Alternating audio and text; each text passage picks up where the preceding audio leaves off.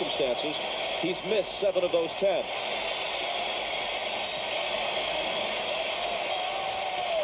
The Bulls look for the tying basket. Longley. Kerr for the lead. It isn't there. And a foul on Longley as he tries to take the rebound away from Antonio Davis, and now Longley has 5. This was a great set play the Bulls ran coming out of this timeout. They did it to set up Steve Kerr for a 3. It looked like he had an open look, but at the last moment, one of the Pacers closed in on him and got a hand up on his shot. The big men for both teams are in foul trouble. Smits and Antonio Davis with 5. Rodman and Longley each with 5. The Pacers have only 3 team fouls. They have 1 more to give. But the Bulls are over the limit, and Antonio Davis hits the first one. Now, Smits is in such an offensive groove right now that Indiana's going to keep going right back to him. 1 of 2. Pretty much consistent with the way these teams have been shooting free throws with everything on the line in Game 7. Jordan knocked away by McKee and cleanly. 3 Pacers surround Michael. And a jump ball is called. You're in a Game 7. This ball goes loose on the floor. Every possession vital. You see the nice hands by McKee. Watch now the players go down on the floor. Michael trying to get it back. He's very fortunate he didn't hurt his right leg. You see him get bent underneath him there. How big is this jump ball right now? You get this jump ball, you got a chance to go up 5 with 6:30 to go. Michael can really jump, but Smits is 7-4. Smits tipped it, but right to Pippen. Best up on Kerr.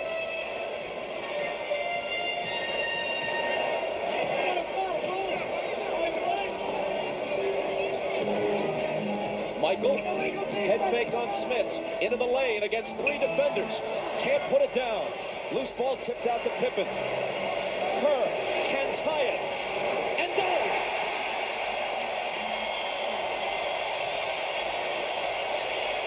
Offensive rebound that you don't get, a jump ball that you don't get.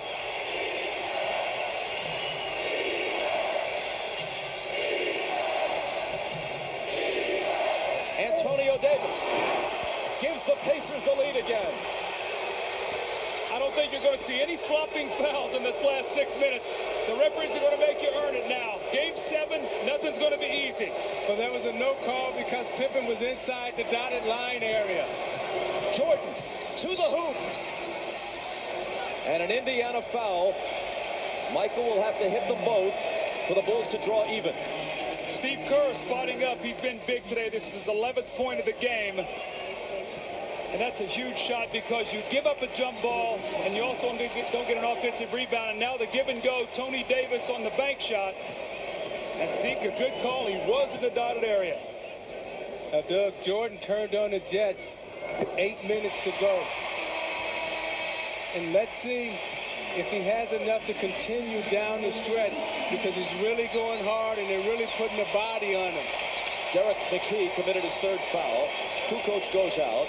Rodman back in. These teams have played every other day now, dating back to Game 3 a week ago yesterday in Indianapolis.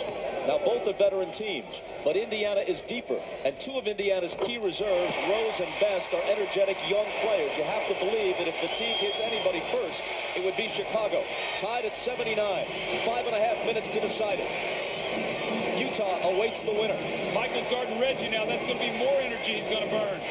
Best trying to drive on Kerr, pushed off of him for an offensive foul. And now Best has 4. Yeah, see, Best was trying to turn that corner. Smits had his man sealed. Best was trying to turn the corner, and he used that forearm just to push Kerr off. One of the things we've not seen in the last couple Pacer wins is Mark Jackson in the 4th quarter. It's been the Travis Best show. Today, Larry Bird is coming back with Mark Jackson, the more veteran player. The veteran player, and he also poses the mismatch for Kerr because he can bag Kerr into the post. Michael from Kukoc. Bounce pass to Longley. It won't go. Miller and Pippen battling, and Scotty comes away with it.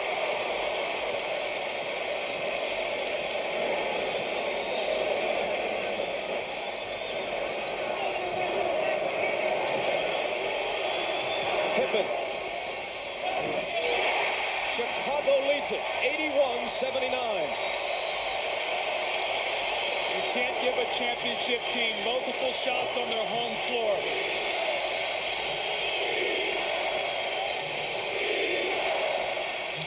Derek McKee slides to the foul line. 10 on the shot clock.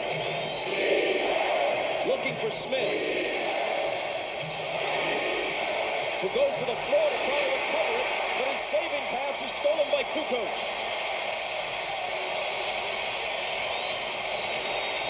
Jordan taking it to the basket, taking a pounding. Players spilling all over the floor, and Jordan coming to the free throw line. The offensive rebound by Scottie Pippen. Reggie Miller's got to come up with this ball. It's a critical play. And what does it lead to? It leads to Scottie Pippen off the little stagger screen and the open jump shot. You see now a jump ball that they didn't get, they get a 3 off of, and an offensive rebound. That's 5 points in a game like this to give them a 2-point lead. But Mark Jackson back into the game, Doug. They're taking the ball out of his hands, forcing Derek McKee to handle the basketball. Even Jordan isn't immune to the poor free throw shooting in this game. The foul on McKee was his 4th. Bulls are thinking defense right now. They take Kukoc out and Kerr out. Their 2 best perimeter shooters, they come in with Rodman and Harper. Now what that means, Bob, is on the offensive end of the floor, you can give more help and make Harper make a shot.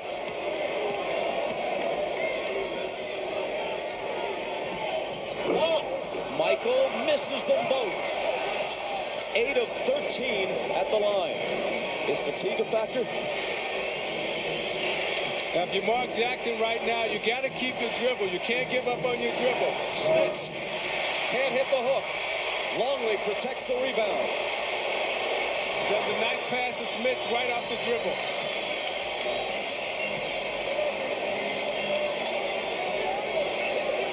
McKee draws the defensive assignment on Jordan. Smits coming over with help. 5 on the shot clock. Michael dumps it off to an open Longley. And the Bulls have a little bit of breathing room. Ahead by 4.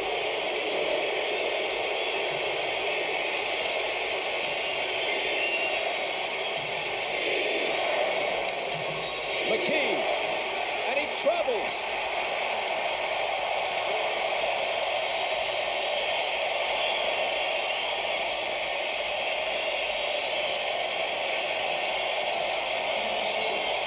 Timeout with 3:16 left. Bulls going for championship number 6. And with a 6th man, the crowd now on their side. You give the ball up, and you say, you got to help me. Michael Jordan spins. He finds Luke Longley. Luke hasn't been the man now shooting, but he knocks it in, and Michael Jordan on his way back points and said, I'm going to need you, and all of you to help us win this game today. And during the last timeout,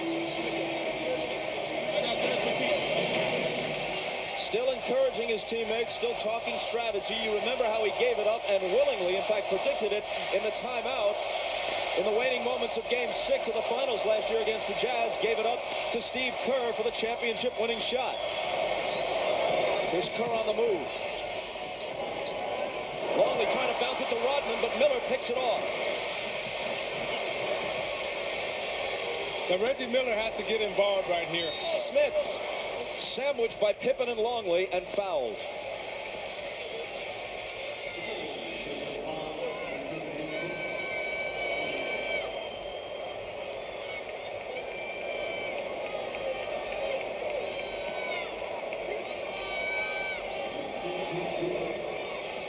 That follows the game. Scottie Pippen just picked up his 5th.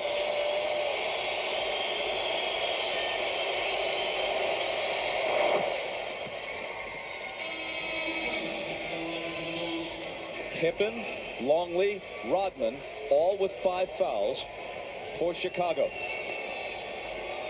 Phil Jackson now coming back with his offensive team. He has Kukoc in for Rodman and Kerr. Both of those guys excellent three-point shooters. Doug Miller's got to get into this game. He hasn't taken a shot the 4th quarter. He's got to get involved. He hasn't scored since 3 minutes and 30 seconds remained in the 3rd quarter. He's stuck on 22 points. 2-point Chicago lead. Michael Jordan. Every time he takes it to the hoop, every time just about anyone does, they pay for it. Michael Jordan's got the adage now, I'm not going to settle for this outside jump shot. I'm going to take it to the basket. And Indiana staying true to their philosophy. They're not going to give up any layups. See, the great players understand their bodies and they understand their energy rush.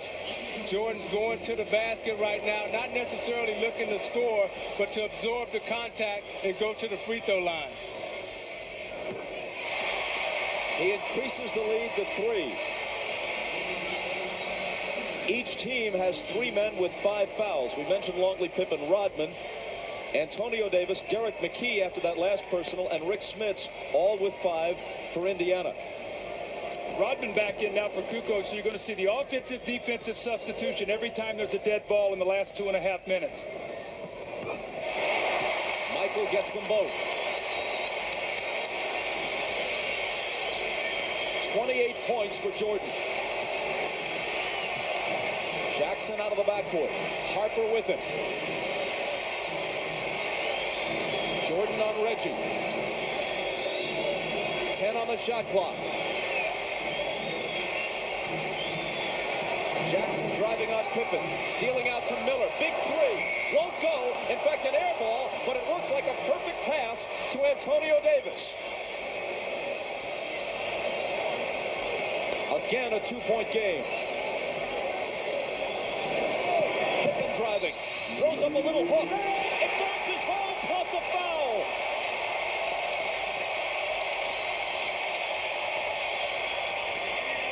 Reggie Miller right here got caught up on the screen, and he pushed Antonio Davis into a foul.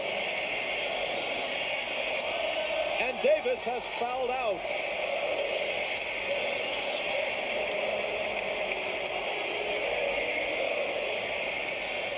Serenaded by Ray Charles with Hit the Road Jack as he takes his seat. See, he's upset right now because he knew he wasn't supposed to pick up that foul. Miller should have either slid under that screen or knocked Scotty off of it, but he pushed Antonio Davis into a switch that he really couldn't compete with Pippen's foot speed. So now they have to bring Dale Davis back in. And keep in mind what a poor free throw shooter Dale Davis is.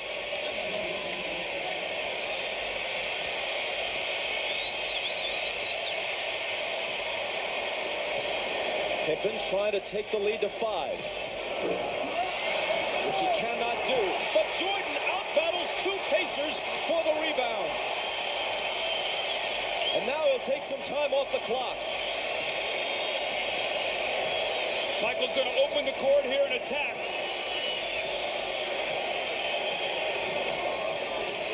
Trapped along the sideline. Ball loose. 4 seconds to shoot. Pippen got to get it off. Beat the shot clock but missed it long.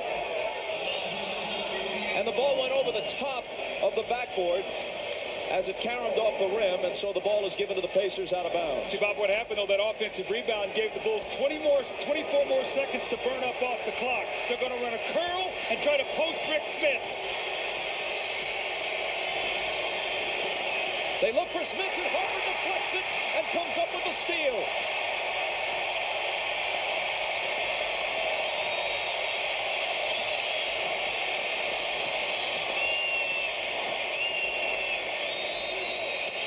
Pippen looking inside. The Indiana defense in the half-court set is tough. 5 on the shot clock. Michael against McKee. Lets it go. And can't put the Pacers away, but the offensive rebound across the basket to Harper, which has been part of the story all night. The Bulls all over the offensive glass. 48 seconds from a rematch with the Jazz. But if the Pacers go here, they have not gone quietly. Jordan. Longley beats the shot clock. Rebound to McKee. Indiana still with a chance. Jackson. McKee out near midcourt. McKee for 3. It's long. And Michael is there, as he so often is, with whatever it takes. 12 seconds. Harper in the front court. 10 seconds. Miller reaches in and fouls him with 8.9.